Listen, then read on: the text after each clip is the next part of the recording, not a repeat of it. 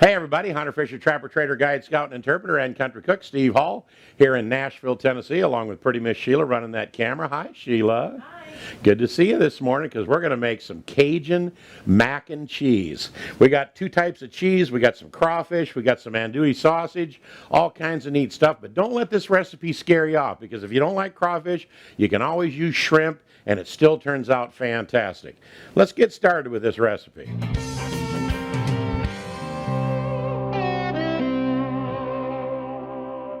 All right, first of all, we're going to put in our andouille sausage. Now, what is andouille sausage? It's a New Orleans style sausage, and it's actually spelled A-N-D-O-U-I-L-L-E, but a lot of people pronounce it andouille. And what I did is I took these little links out of here, and I sliced them up into little pieces like this until I had 2 cups worth. And we're going to brown this. Now, this sausage is already fully cooked. And when you buy it, so you can pick it up right now. In fact, I will. You can pick it up and eat it just the way it is. It doesn't matter. But we want to put some color on this. And I'm going to get this simmering real good and get it browned up. And we'll be back in just a little bit. Boy, don't say I don't love you. I had to go through here and turn each one of these little guys over one at a time to make sure they were nice and brown on both sides.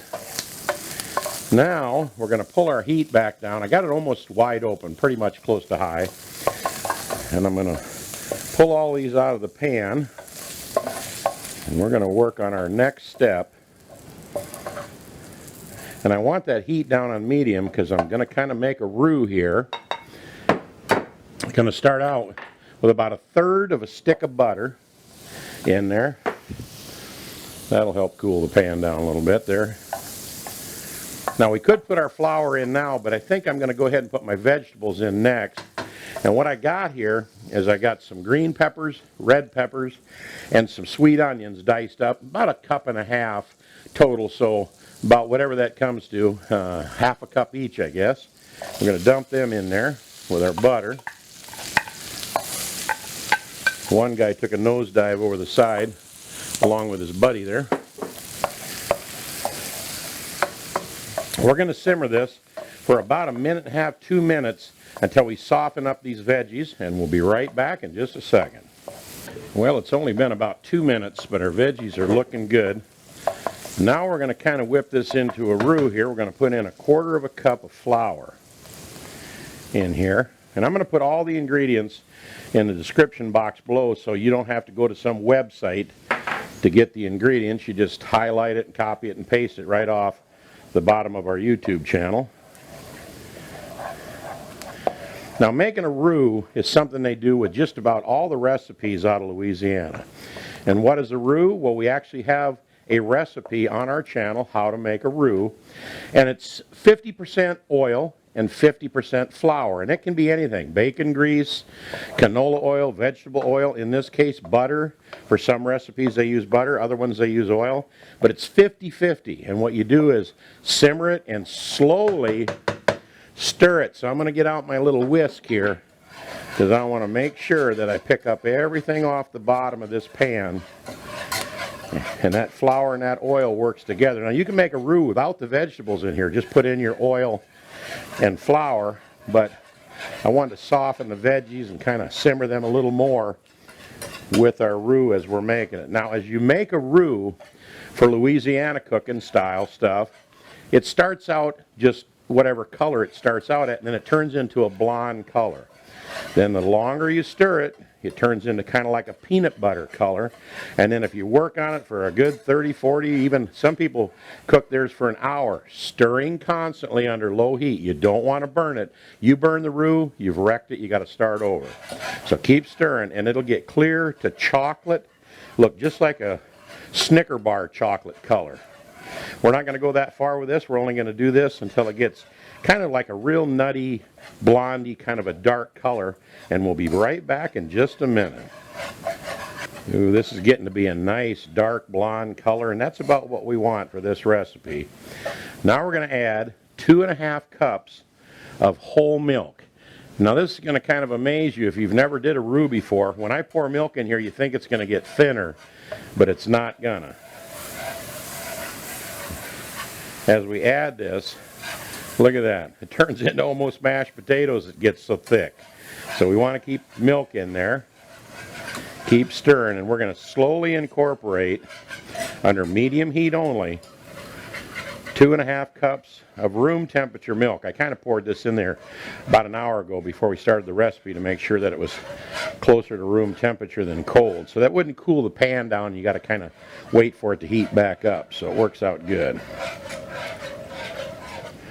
I'm going to get this in here, and I'm going to keep working and keep stirring until I get in all 2.5 cups of milk, whole milk that is.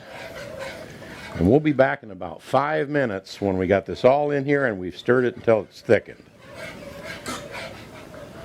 Now you wouldn't in your wildest dreams think that that little 1/3 of a stick of butter and that 1/4 of a cup of flour, which is about 50-50, that roux would thicken 2.5 cups of milk, but it does. Look how nice and creamy and thick this is getting. Time to add a little spices to this. We're going to put in 1 tablespoon of Cajun seasoning. Now you don't have to know what's in there. You just go to the store and they got Cajun seasoning at every grocery store. Just buy a little teeny container of it. Take a tablespoon of that and stir that in there. Oh, that smells so good. It's got all kinds of goodies in there. Can you smell that over there, Sheila? Yeah, it smells good. Wowee. Then we're going to put in 1/2 teaspoon of kosher salt. Not very much because our sausage has salt in it, and that'll be enough. Just 1/4 teaspoon of kosher salt. Looking real good. Now here is an option that you can do or not do. We love it in our sauces: spaghetti sauce, sauteed mushrooms, chili, beef stroganoff. We use our own brand of red wine, Shotgun Red's Touch of Sweet Wine. You can find it online at shotgunredwine.com. We only put in just about a shot glass full, just a little bit, and then simmer it for about a minute, and all the alcohol will evaporate, but the flavor is just incredible. Now, you don't have to put it in your recipe if you don't want to, but we love it. It's only available in the state of Tennessee, and if you go to shotgunredwine.com and click on the store locator, you'll find out where it is. And if they don't have it at your store, tell them to get Shotgun Red's Touch of Sweet Wine. All right, I'm going to switch now from my whisk, which I use to protect that roux, to start folding in some goodies. I'm going to put that sausage in that we browned earlier.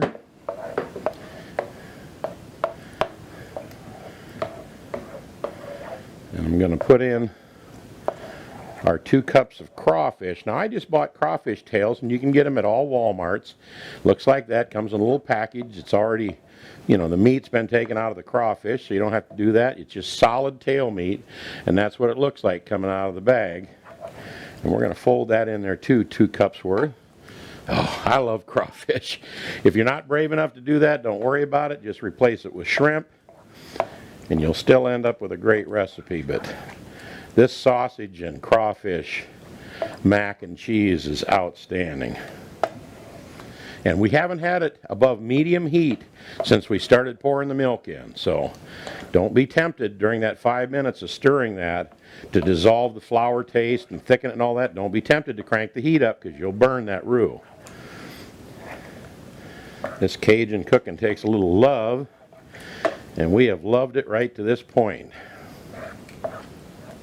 Now you could put in a few little mushrooms. You can just kind of get creative, but we're just going with this basic recipe so we can give it to you guys. See, I only stopped stirring for just a minute and it already starts to bubble. So medium heat is plenty. You don't need to cook this above medium heat. Let's go ahead and add some cheeses. We've got a cup of shredded Swiss and a cup of Sheila's favorite, pepper jack. So 2 cups total, 1 cup of each in there. And we're going to melt this in. And at this point, we're going to bring this clear down to real low heat, because we just need to melt this stuff. We don't want to cook it any longer. We're going to get this in there. As it melts, then we're going to fold in about 8 ounces of elbow macaroni. That's where the mac and cheese part comes in. Now you can use small elbow macaroni, large elbow, you can use any kind of macaroni you want in there, shape and size, it's totally up to you. But we just got some small macaroni here, elbow macaroni. It's already been cooked and drained, by the way. This is not raw. And it's just that simple and that close to being done. Man, you talk about a lot of flavors in there. We're going to let this cheese melt just a little bit more so it's not quite so stringy in there that it just dissolves into the mixture. Now you can, if you want, to take this mixture and pour it in a baking dish and bake it in the oven. Put some cheese on top, bake it in the oven until it's golden brown. It's totally up to you. But we eat it just the way it is, except we do this right here. We add a little bit of green onions on top for color. Actually, for flavor, the color that I was getting ready to talk about, as I cook more and more all the time with paprika. I just love it. Get some good smoked paprika, put it on the top for color, and what should I say? There you have it. Mac and cheese, Cajun mac and cheese to die for. Let me go ahead and dish this up. Look at that cheese. I could stir it a little longer, but I'm kind of impatient.